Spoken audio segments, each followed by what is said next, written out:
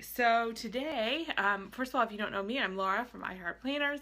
I started the blog about 3 years ago and have been working on it ever since and managed to turn it into a full-time income for our family. And I like to share, especially on Scope, how to do that and advice for how you can do that, whether you have a blog or maybe a direct sales business or something like that that you're hoping to turn into either a good side income or a full-time income for your family. So today I want to talk about something, this is a little specific, but I think it's a very important topic, and that is how to choose an email service provider. Now, some of you may not even know what that is. So basically what that means is if you have like an email list for your blog, so often they can opt in and get like a free printable or a freebie, and then you communicate with them on a regular basis. That's kind of what an email list is, and there's different services that will do that for you. You can't just send it out like from your regular Gmail account. Don't do that, bad idea. So I actually did that once in the very beginning. So, and I forgot to copy it in the BCC, so like everybody got everybody's email addresses. So yeah, definitely don't do that. And I'm really curious, when we're talking about this topic, how many of you actually have an email list? If you have an email list already, you know what I'm talking about. You at least have some sort of email list or have started one. Just give me a little emoticon or a yes in the comments, and I would love to know if you guys actually have one.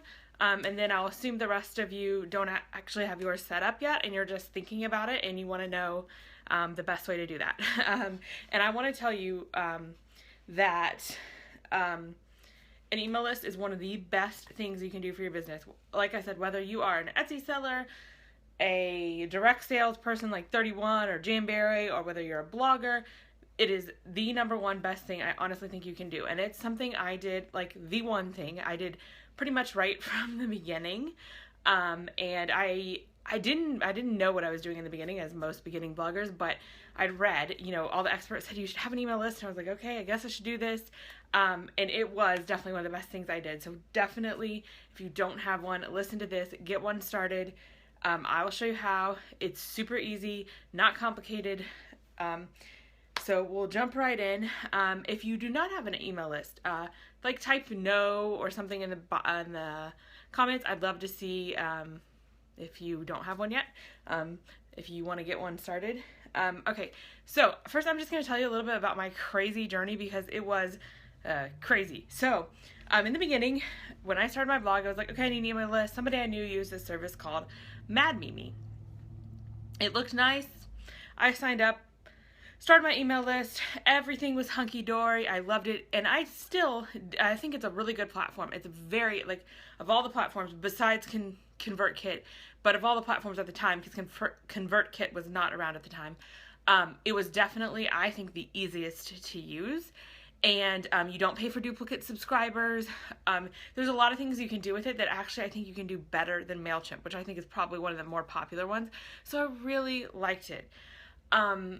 The problem was, I had it for a couple years. I had about 25,000 email subscribers at the time, and it stopped working, meaning I would send out a campaign and their server would go down.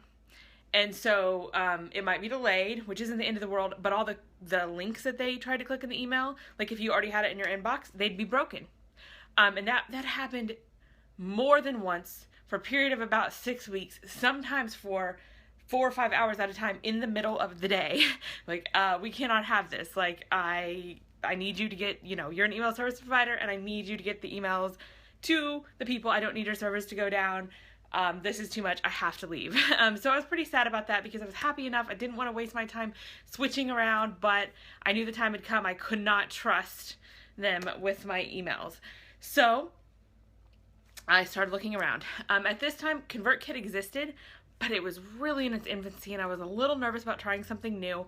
But everybody I knew used MailChimp, so I'm like, okay, let's switch to MailChimp. Now, if you have, like I do, a huge email list and multiple opt-ins and long autoresponder series, switching is a big deal.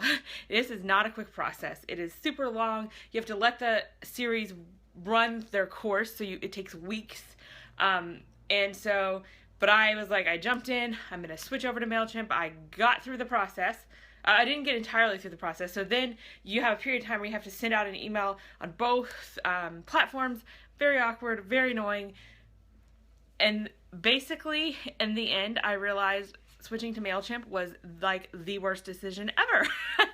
And the reason is, and I don't know why MailChimp is so popular. I guess people just started using it and started recommending it. It's not too difficult to use. I don't have many complaints there. Price is right in line with everything else. But the major complaint, the absolute deal breaker for me was it's not really designed for bloggers. So it's not designed for situations where you have multiple opt-ins. If you don't know what that means, an opt-in is just where you offer someone a freebie to sign up for your email list. Now, if you only have one opt-in, this is not a problem. If you had like something in your sidebar, hey, sign up for my email list, you get this freebie, not a problem. But if you're a blogger, one of the best things you can do is to have multiple opt-ins. So instead of just having one thing in your sidebar, when you write a post about, for example, I did one on organizing on a budget, I included a free budgeting printable in that post. But instead of just clicking to download, they need to input their email address and they'll receive the printable. And then if I do a post about craft organization, I might create some sort of printable or some sort of PDF guide or something about organizing your crafts.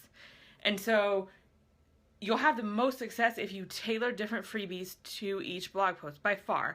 But MailChimp is terrible for this. It's not designed for that at all. So besides being a lot of trouble, you'll end up with people will get duplicate emails. They'll have to be on multiple lists. That's the only way to make it happen. And they'll end up with duplicate emails. And that was the deal breaker for me. I was like, plus you'll pay for them and it's a little bit more trouble. I could live with paying extra. I could live with a little bit more trouble, but I can't live with someone who signs up getting, 20 emails, of the same email. So deal breaker. At this time, finally, Pat Flynn had switched over to ConvertKit, and when he did that, I was like, all right, he has like 120,000 email subscribers. He makes like, I don't know, $70,000 a month or something. So he clearly knows what he's doing. If he can do it, I can trust my list with ConvertKit. So before I was even completely migrated from Mad Mimi to MailChimp, I switched over to ConvertKit. Finally got the whole migration done. Complicated, but well worth it. So if you're just curious about my whole story and whether I think it's worth the trouble, I think it is. So there, and I'm super happy. Why I like ConvertKit, number one, it was designed for bloggers. It was created by a blogger for bloggers, so it's designed for the way a blogger is going to use it. You can have, the number one thing that sealed the deal for me is you can have multiple opt-ins with no problem. It was made for that. So you can have a different freebie with each of your 300 blog posts without having to have 300 email lists. You have one list. Nobody's ever going to get a duplicate email. You're never going to pay for a duplicate subscriber. So easy. Plus they have this like plugin with WordPress that makes it like it takes 2 seconds to set up. And the speed of setting something up and the ease is super important to me. Because if it takes me a long time and I have to go through an extra hassle, I'm less likely to do it. And time is money. So that was a huge positive for me. Like I said, no duplicate emails ever. The way that they're structured. You'll never pay for duplicate subscribers. It's also super fast and easy to use. So one of the things I love about it the most, and I didn't even realize this until I started using it, is that when you go to create, and everybody calls these, like each email provider calls them something different. Some people call them autoresponder series, drip campaign. ConvertKit actually has their own name. They call them courses, but it's the exact same thing. Hello, thanks. So it's the exact same thing as autoresponder or drip campaign, and they're so fast and easy to create. When I was in MailChimp, it would take me for, like, I'd have to go in and have to keep opening up new windows, kind of editing it took a long time, and I make these courses all the time. And I have been able to create a ton more of these because I have ConvertKit and because it's so fast and easy. And I will try to, I'm going to do a post on this. I think it's going to go live in a couple weeks. And if I have a chance, I'm going to try to insert an actual video of me kind of doing it in MailChimp and doing it in ConvertKit. And you'll be able to see how much faster and easier it is. So that makes a huge difference for me. Also, they have amazing tagging and automation. So that means They're kind of like a counterpart to something like Entreport and Infusionsoft. And yes, of course, I considered that. I did a ton of research into that. Thought it was overkill for me. It's not what I needed. And super expensive if you have a really big list, unless you get a deal. And I talked to them and they didn't offer me a deal, so it would have been like $800 a month or something, because they kind of limit you to 100,000 emails and like not at 10,000 subscribers or something like that, and you have to pay for extra. So, but their tagging and automation, if somebody clicks a link in the email, they can automatically be added to a list. You can automatically subscribe them to a course. It links up with a lot of things. So if you sell products, which I do, one of the things I do is if you buy, for example, my Sweet Life Planner, you'll get an automated series of emails that gives you printing instructions on day one. A couple days later, it gives you ideas on how to set it up and some posts I've done on that, some things like that. So I'm able to easily create ways of trying to create the best customer experience that I can. I can also automatically tag anyone who purchases it, add them to my main newsletter. Super easy. Their WordPress plugin, amazing for adding a little opt-in at the bottom of the post. It's just so fast and easy. And they also have landing page creator. I didn't even think about that when I signed up. But just being able to do that so quickly and easily and create a landing page. And what I've done actually recently, I create a Facebook ad directly to a landing page and also to a blog post, because I split test everything, which is, if you do Facebook ads, definitely do that. And of course the landing page outperformed, and this is what it took me less than 5 minutes to put together in ConvertKit. They don't have like a ton of fancy options, but they make it quick and easy. And when I ran the ad to that page versus the blog post, of course the landing page won out, and it's getting conversions, opt-ins to the email list for like 9 cents. So the name of the company is ConvertKit, convertkit.com. So I just wanted to share with you why I chose, like what was important to me, why I chose the email service provider that I did. And I want to point out, they might be slightly more expensive than MailChimp, although you're not going to pay for duplicates. So I think it comes out in the wash. They don't have a free option for newbies, as some do. But if you are in MailChimp or Mad Mimi, I don't know of any service provider that offers a free option if you want to do either what they call drip campaigns, autoresponders, things like that. And I think that's essential. So I really think if you did use one of those, you would pay anyway. So I think it kind of comes out in the wash. Like I said, I'll be doing a blog post on this in a couple weeks. If you want to make sure you don't miss it, go to iHeartPlanners.com/entrepreneur, and you can sign up for my email list about blogging and making money online. And you'll also find out the top 5 things I've learned my first couple years in business. And I'll be sure, I send out each of my posts about blogging each week, so you'll be sure not to miss it. I'll try to add some more details in there. If you have any questions, you can also just email me. Feel free, iHeartPlanners@gmail.com, and I'll try to answer you as best I can, because I've been through this journey and I want to make sure that you guys can start out right and like not go through all the hassle. And I'm so excited. Like when I started, this wasn't an option, so I love that it's an option. I also wanted to mention, I've not mentioned this too much before, but I am working on putting together a course that will show you how to build your email list and what to do with it. I'll walk you through like the tech side, because I know that can hold you up. Like, how do I create a freebie? How do I upload it to my blog? How do I offer it to them? So I'm going to walk you through both the tech and show you how to grow your email list. Like, how do you get people to sign up? And I grew my email list from 0 to 50,000 in under 3 years, and I want to show you how you can have similar results. And I will tell you that it is the #1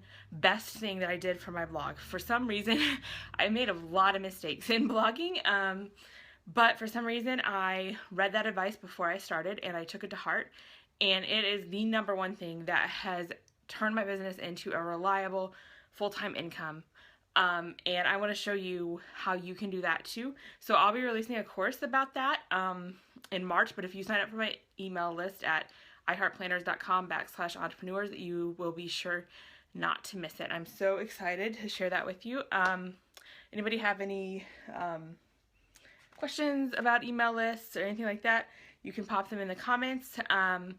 If not, like I said, if you have any questions, you can always email me. I'm happy to help and offer my experience, and I hope to see you soon. Thanks so much for watching.